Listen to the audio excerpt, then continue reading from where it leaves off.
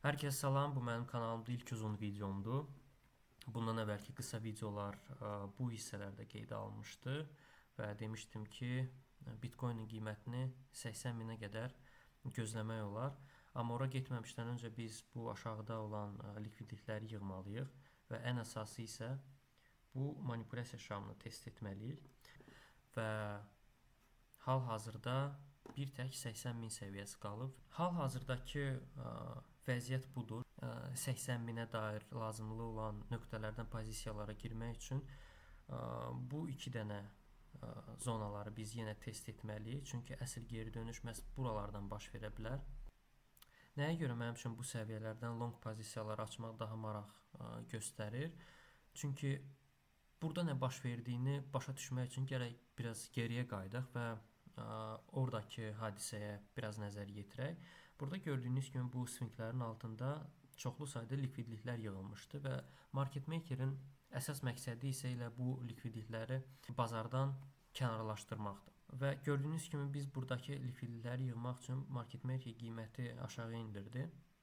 Aşağı indirdikdən sonra qiymət yuxarı qalxdı. Və sonuncu şam, hansı ki daha çox likvidlik yığmışdı, o bizim üçün daha çox maraq göstərir. Çünki market maker qiyməti həmişə ora geri döndürəcək. Çünki onun burada mənfi pozisiyası var və o mənfi pozisiyanı bağlamaq üçün o qiyməti həmin zonaya geri döndərir.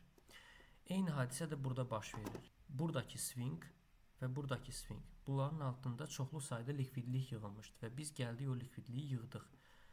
Onu yığdıqdan sonra burada bu manipulyasiya şamı baş verir və həmin bu manipulyasiya şamına biz geri dönəcəyik. Çünki market makerin bu hissədə mənfi pozisiyası var və o mənfi pozisiyanı bağlamalıdır. O mənfi pozisiyanı bağladıqdan sonra qiyməti bizə lazımlı olan yerə gətirib çıxaracaq. Buradakı flat zamanı yaxşı spekulyasiyalar etməyə çalışdıq.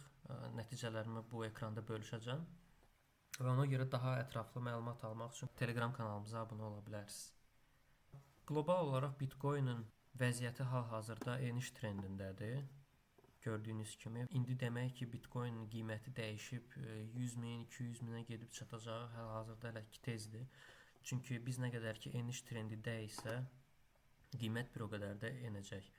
Qlobal olaraq qiyməti 52 min və 48 mində gözləyirəm və bura getməmişdən öncə biz 80 mini test etməliyik. Əgər bu hissələrdən geri dönüş baş verməsə və bu hissəni aqressiv şəkildə qırıb yuxarıda buranı təzədən test edib aşağı gedə bilərik. Stop losslarınızı qoymağı unutmayın, diqqətli olun və ən əsası isə hamı kimi pul itirməyin. Gələn görüşlərə dək.